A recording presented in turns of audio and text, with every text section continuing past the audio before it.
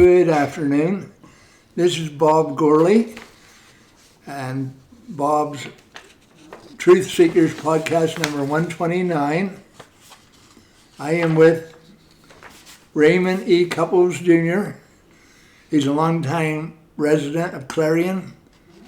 And Raymond, tell me about yourself. Where were you born?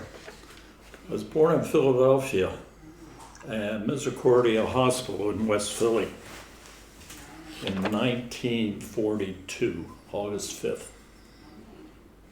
Do you have any brothers or sisters? I have one sister. She's 3 years younger than I.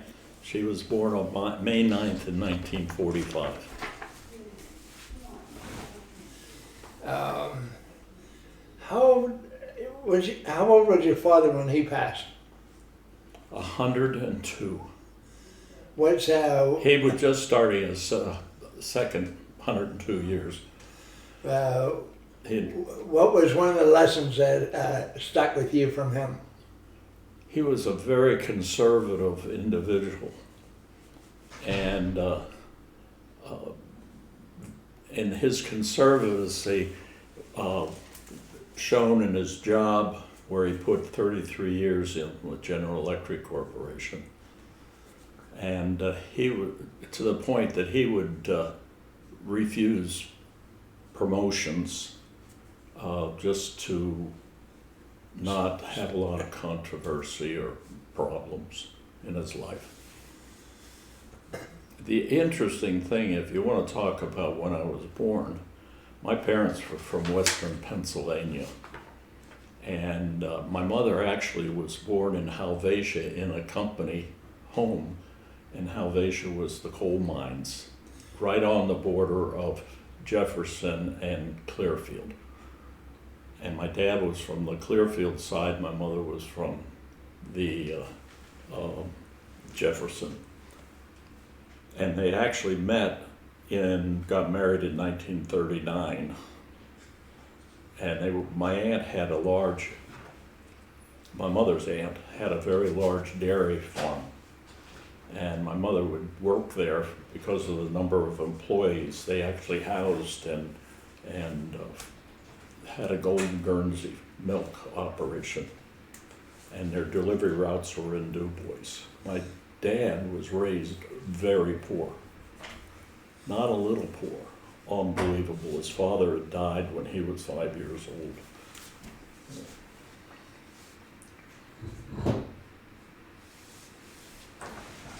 Have you ever milked a cow? Lots of cows. Lots of cows. All That right. was what I studied in college. I had a degree in dairy science. When did you graduate from high school? 1960. And which high school? John Bartram out of Philadelphia, one of the public schools. So, And then I went to college, and after 4 years, I graduated in 1964.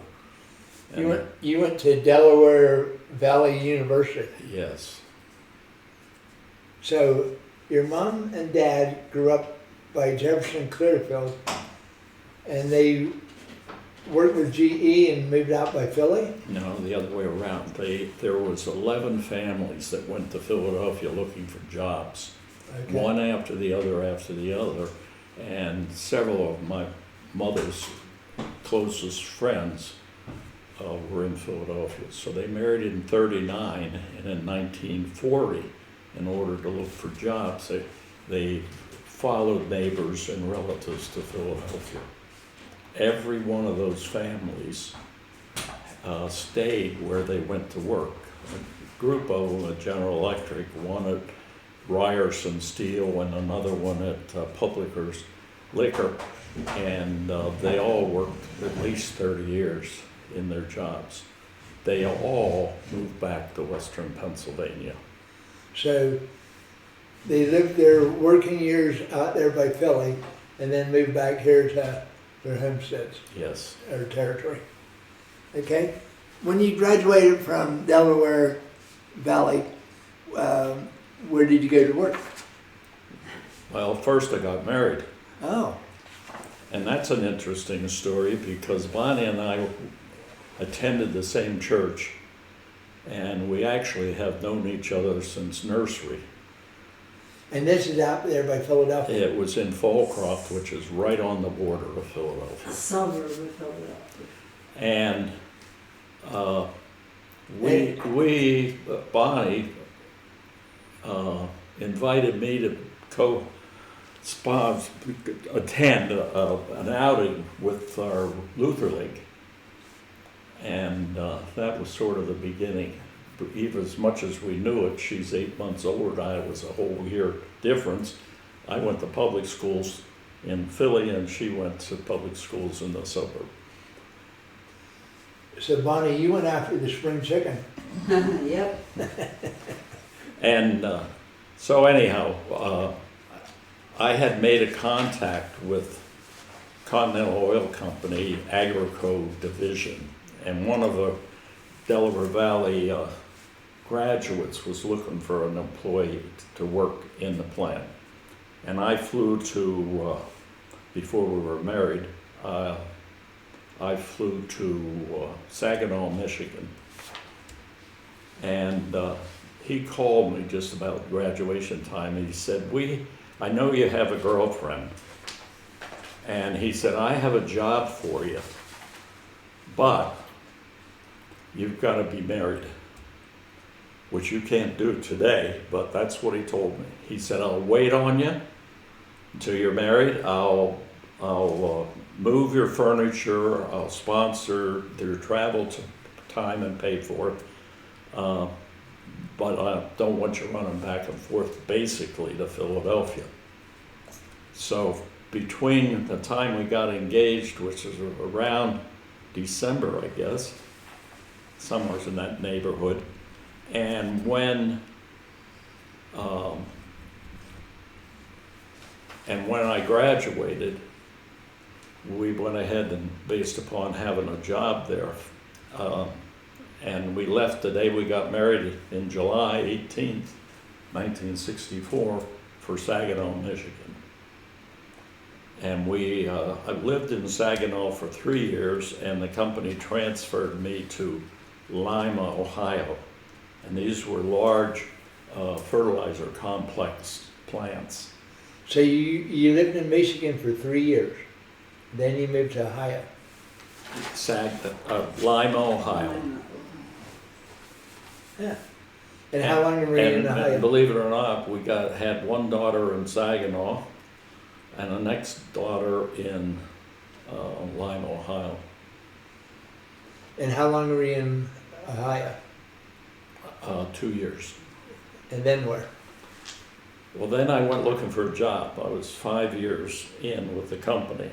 I wasn't making a lot of money. It was tight. And through the church, there was a vice president for Beatrice Foods Company. He had sold his business to Beatrice and went on to be a vice president. And I went to him and said, hey, I'm interested in a job, and this is my background, it's manufacturing, it's this, it's that, my education. He said, well, get me a resume.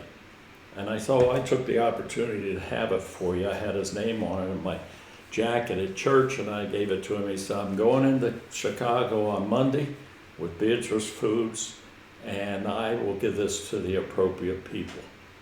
And it was a week or two later, I got a call to join a gentleman, and that led to a job, and 31 years later I retired, and that was in 1969. So I'd been 5 years, and Bonnie and I and 2 daughters moved to the Oak Brook, Chicago area.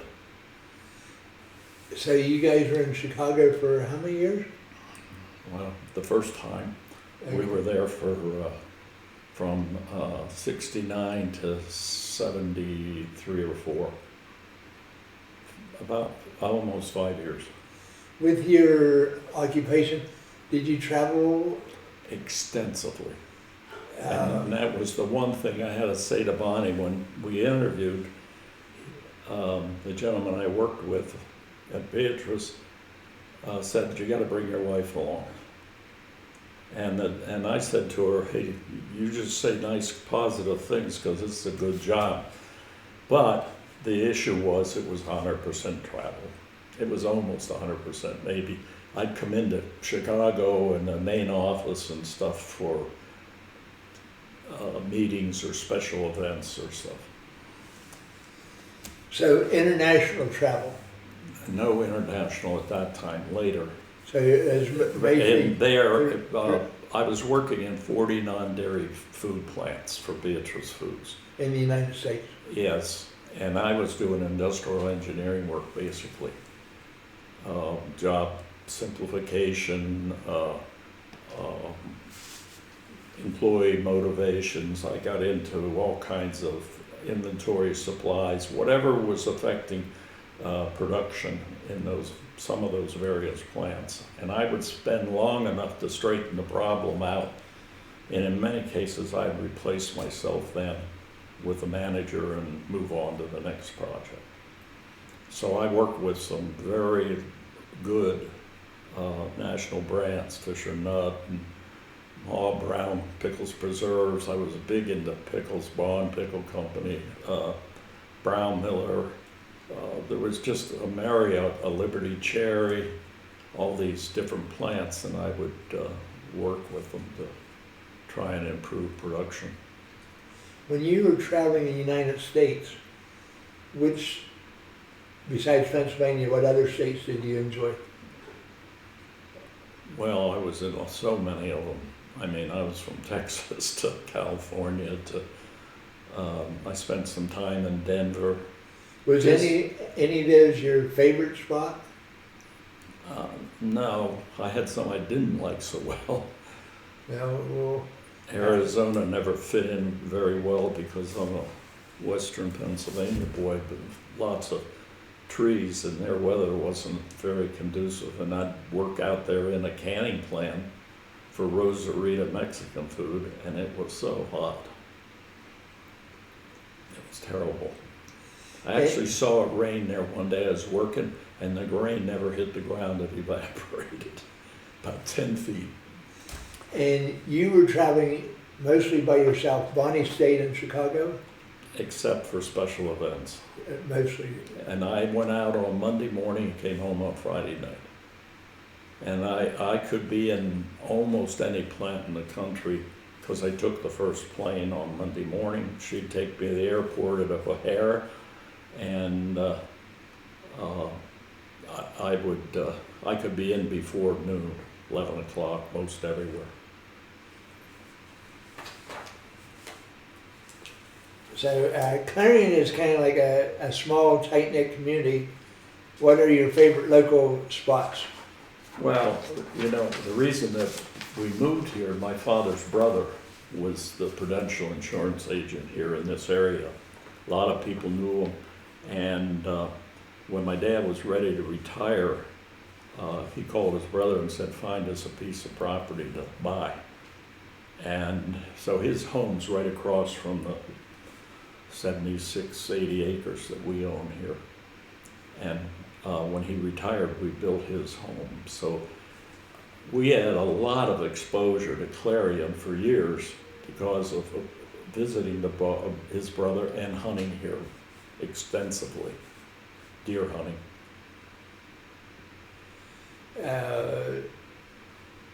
Your Delaware Valley University people, you keep in contact with them? Yes. And you sometimes have some like alumni gatherings here? I actually was president of the Alumni Association for 6 years. So after just as I was retiring, we were back on the East Coast living, and I was working out in New Jersey. I had time or could get to their meetings because it was like a drive there. And then I attended all the alumni executive, and eventually was asked by the president. I went on to be the president of the Alumni Association for 2 terms of office, 6 years. So I still have a lot of good friends because of that, and a lot of the administrators of the college. How, like Delaware Valley University, how big of a school is it? It's actually rather small. It's probably the largest private agricultural college in the country. And when I went there, it was actually a college. Today it's a university. So all the majors and stuff that I knew have had lots added to them, but it's still about 60% science and agriculture. And they have extensive farms and agricultural facilities, orchards, everything on campus. How many people, like, how big of a university? There probably was 400 when I graduated. 400. So, no, there'd be 1,600. Today, I don't know where it's at, 4,000. Maybe 5,000. Looking back about some of the biggest changes in Clarion, what have you, in your years here, what have you noticed the changes? Like, you were around here before 80 went in? Interstate 80? No, I So was here, but visiting here. We You're- didn't live here. So, And my uncle would take us down and show us. I can remember going down Stony Lonesome Road, and he'd say, "Oh, there's 80, going overhead," and he was anxiously looking forward to that. when did you start being so involved with John Deere's? Well, because of the agricultural background, we were living back in Chicago area, Naperville. And Bonnie had some painting done in our house, and the gentleman said to him, I have an original John Deere tractor. And she said, "Oh, my husband would love to have that." So she bought, unbeknownst to me, a 1943 John Deere A, which I still have. And it was the very early electric start tractors. And it had come out of his family, his uncle had owned it. Bought during the war, so it's a war tractor. They didn't grind the castings out, they didn't do anything to it, just turn them out. But during the war, farmers could get tractors because they were feeding the troops. And this was one of those tractors. So Bonnie got you your first John Deere. She paid $1,000 for it, and it was supposed to be running, and when we got there, it wasn't running. So we had to put a rope on it, and we towed it home. And we were living on a golf course there, and I'd come home working out of town and everything, and work on that thing, and I'd get it running, and it was an old putt. And then I'd get excited because it would be 9, 10 o'clock at night. I was still working on it, and I'm in a driveway, and the neighbors finally, she was quizzing the neighbors because she was afraid we were upsetting them, and they all said, "Oh no, we love that sound. We love that offset sound." So anyhow, that was a beginning. Yes, the putt sound is my wife loves that sound also. Okay, you've had some notable experiences on the road. I laugh, I'll tell you, I threw millions of miles. And you didn't catch the one move that I made. Beatrice Foods, after 5 years, sent me to Shed Food Products. And that was, one of the plants I worked for under that umbrella was Mario Olives. So I spent a bunch of time in Spain. Spain. And I made multiple trips over there. We were transitioning. And an interesting experience with that, and there's lots of experiences, but they had perfected the pimento pepper that goes into an olive. And they perfected how to use algae and reform pimento ground up pimento pepper into strips. And they were on the throes of developing a plant, and they could not get it running. They didn't have it, and I was sent over there with the understanding I wasn't to come home till I had it running. So I designed and put everything together that made that operate. And today, other than Mario's and Yubaro, which was a company that they bought and owned in Spain, and it was in Sevilla, right outside of Sevilla, and Spain. And that was quite an experience. I mean, the international travel, but being able, there was something like 600 women working there before, and they were filling olives with pimentos, and they would twist them and put them in by hand.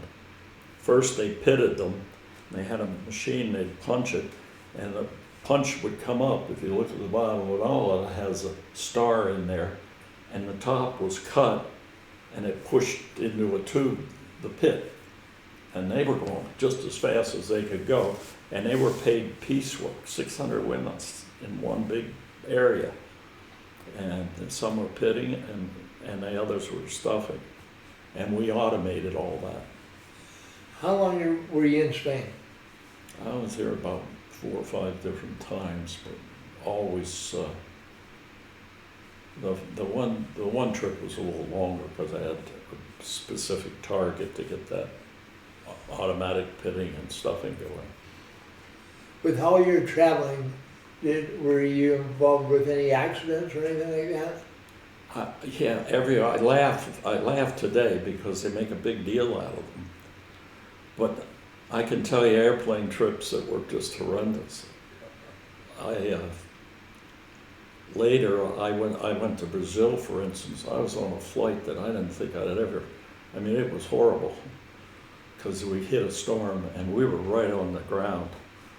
I mean, you could see when you could see between the flashes in the storm. And another day I was flying from Chicago into New York City, which I did on a regular basis with the margarine business, which came later.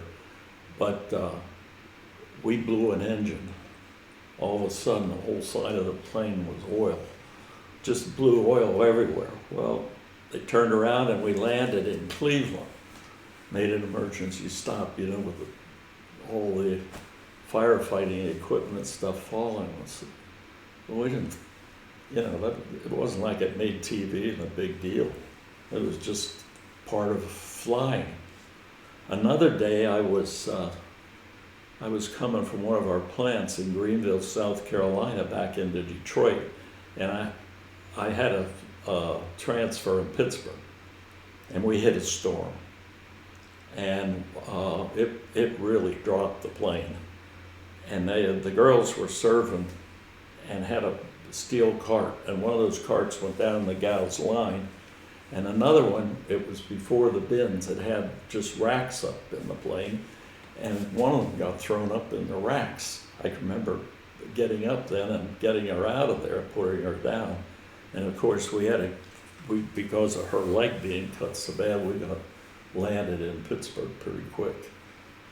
And for years, you'd get into Chicago, coming home, there'd be a storm, and they'd put us in spirals, and you would drop. And then when you got to the bottom of a spiral, because there was planes everywhere, they'd put us in another stack. And eventually, I would wind up in St. Louis or Milwaukee, all over the place, because we were running out of gas. So I had that happen lots of times. I was on another plane that was part of that. I was in one of those stacks and we got hit by lightning. The airplane got hit by lightning? Yep, and there was a ball of fire. I was the first seat because of my long legs in second class. There was a ball that rolled back through, and when it hit the second section of the plane, it went out. And all of a sudden our plane juggles in every direction. And the pilot comes on and said, "Oh, son of a gun, everything's still working." But it was amazing. There was another trip, I was coming from California, which I did on a regular basis for quite a few years, back into the United States, and there was what do you call it when the moon? Eclipse? The eclipse. And the pilot says, just sit still, don't go rushing to the other windows to see this. I'll get you so you can sit. He flipped the big plane all the way around. So if you were on one side, you got to see it. And then he brought it all the way back around and then took off again. That was really nice of him. It was, and not necessarily. Yes. So, you've been in Europe, you've been in South America. Have you been to Africa? No. Have you been to Asia? Yes, Japan. Japan? I ran 5 bakery plants for a while, and part of that we were looking at automating some of the Danish and bakery equipment on the West Coast. We actually had bought Mrs. Field's plant, and so that was what was there, and we did Danish puff pastry, and then of course all the cookies went to frozen then. We were making frozen cookies. Have you been to Australia? Yeah, no. So you were at 4 of the continents so far, sound like.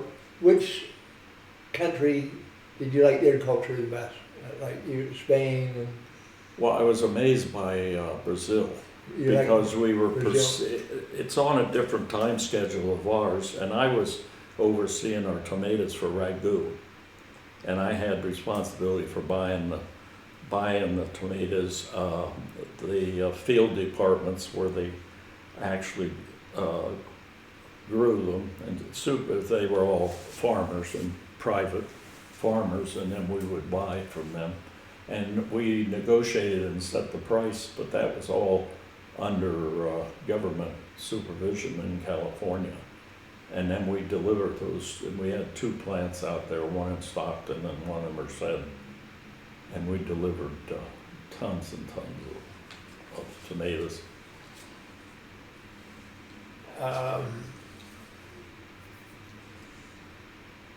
What advice do you have for staying healthy, independent, and involved in the community as we age? Well, I've always been involved in the community. I've had some really interesting positions, all volunteer. Over the years, I talked about the college, but I also was big with the food distribution business through in Chicago. And I was president of the board for the western suburbs, and we, while I was there, built big refrigerated warehouse, adopted it into a warehouse, and we were able to take rail cars. So if one of the big Kellogg or something had a rail car that was in trouble, they'd divert it to us and give it to us. And then we were in a position that we could distribute. We had about 500 different food banks in churches and municipalities, and we would either deliver to them or they'd pick up from us. And then we had about 400 feeding institutions. And I would go out and visit those customers a lot, but the rest of it was fundraising and trying to keep our facilities under control. When you were on the board, some of those were paying positions? No. They were voluntary, time consumers? They were expensive because then I paid all my own way. But I also had backing from the company for those. But I worked with the Boy Scouts, I don't know, a little bit of everything. We were ultra involved in our church. And while we lived in Michigan later, I actually chaired the building committee and was president of the church council. As your church exposure, they've all been Lutheran? All Lutheran. All Lutheran. My father was the Lutheran, my mother was what's the other? Candace. Candace was my mother. Was she Catholic? No, she was Private. Catholic, but not Roman. Okay. So she was, I mean, we're all Catholic, universal is what it means. But everywhere we were, I'd wind up on a church council or something. I even was superintendent of Sunday school for a short period. But that was mainly because we had a large Sunday school, and we had a bunch of guys and gals that didn't want to behave themselves, so I was a disciplinarian. If you could share one piece of wisdom or a favorite memory from your time in Clarion with younger generations, what would it be? Well, we certainly ought to behave ourselves. Okay. And I did actually work with Clarion Limestone after we retired for a little bit, not as a volunteer, and I would go with them on their conclaves, and I would judge different things for them as a volunteer. But I got to know a lot of those kids. I still know them from who were involved, and it was a thrill for me, but it also gave me a chance to talk about what they should do with their lives. And I went into different schools and places to talk about planning for graduation and how to progress, because Bonnie and I have been very conservative, but we've built a wonderful life, and we've been able to retire early, but mainly because of that. We never lived at the top end of our means. We always, and that conservative approach came from my parents. This is a beautiful view from your house here. This is Got gorgeous. that stream and everything. There's quite a background on this. This was the Ogden woolen mill, and it functioned until the turn of the century, and the creek provided the water to turn the woolen mill. And so the foundation is here that we're looking at, and right behind us was the house, and then there was a huge barn up here. Can you explain to us what a woolen mill is? Well, they have to card it and separate it, and then they wove it together. They made a lot, during the war, I'm told, which was at the very end of this mill, they made wool blankets for the military. And a lot of the carding and cleaning and whatever equipment actually was in the basement of the historical society in town. And since you've been here, the water wheel's never been there. No, It was gone.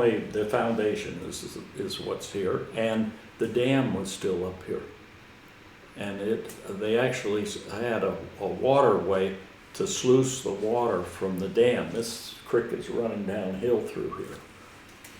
And this was the Ogden property, and just off the property to the east, southeast, is an iron furnace. And all that stone and everything is still there where they did that.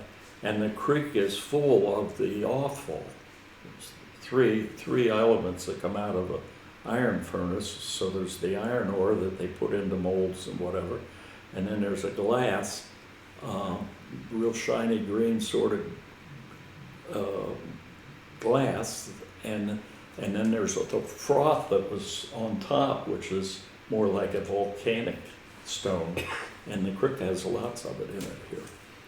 And the other interesting thing is just above there was that was Pierce, by the way, Pierce, just family.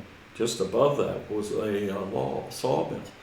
So they used this water 3 different times in early days of the early 1800s. So Mother Nature was harnessed there for a little bit. And that's what they did. They used the water. For the iron furnace, they actually ran the bellows because they'd blow those furnaces and they would pump them up with the water running a pump.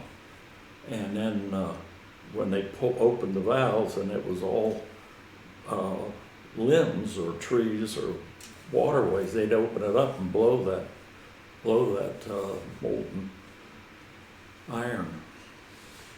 Do you have any hobbies, interests, or family stories that you like to share? Well, you know, since we've been retired, my hobby has been John Deere tractors. And I'm quite proud of the fact that when we got involved with the autumn leaf, we were able to take that from practically nothing into a major event for them. What's the most, And I chaired that the whole way through. what's the most John Deere vehicles that you've had? 14, 15. And how many do you have now? I have a dozen, So just you- under a dozen. You still got most of them. Yeah, my grandson has 2 now. Have you ever had a near-death experience? Yes, several. Did you always stay in your body, or did you ever leave your body? No, I've always been there. So you didn't have any white lights or anything like that? I got hit with lightning one time. I was milking cows Where at? in Bucks County, Pennsylvania, while I was in school, and a storm came up, and we had a loafing pen on the back. We would turn over our cows. We were milking on machines, but by hand in a stanchion barn. And I ran back to slide the door shut, and the barn got hit with lightning. And I'll tell you, that fried me good. Another time, I didn't get killed or burnt, but it was frightening.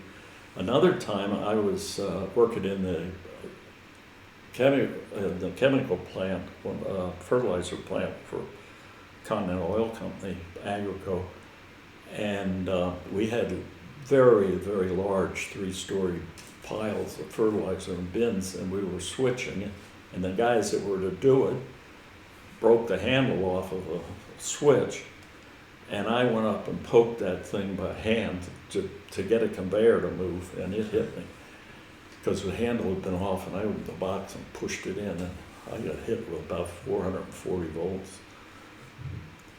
And and it was damp, but I'm still here.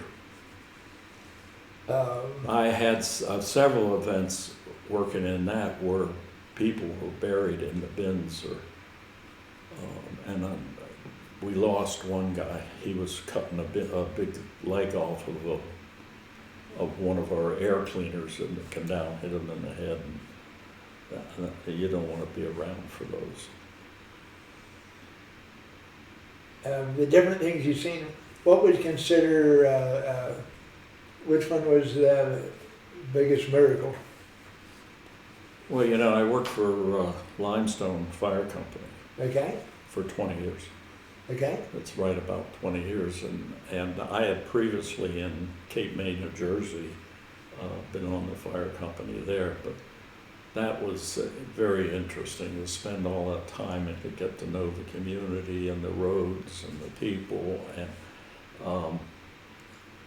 you know, we were on every wreck and every death and every fire, whatever. I think one of the biggest ones I saw when I first moved here was the fire in New Bethlehem. And I'm proud that we were able to save the one house down there because I was with Bob Henry, and one of our pumpers, and we had recently bought a floating strainer, which means you were pulling water off the top, and we were in the creek down there, and we supplied all the water for the aerial ladder from Brookville. Clarion was on the front street, and Brookville was on the north, and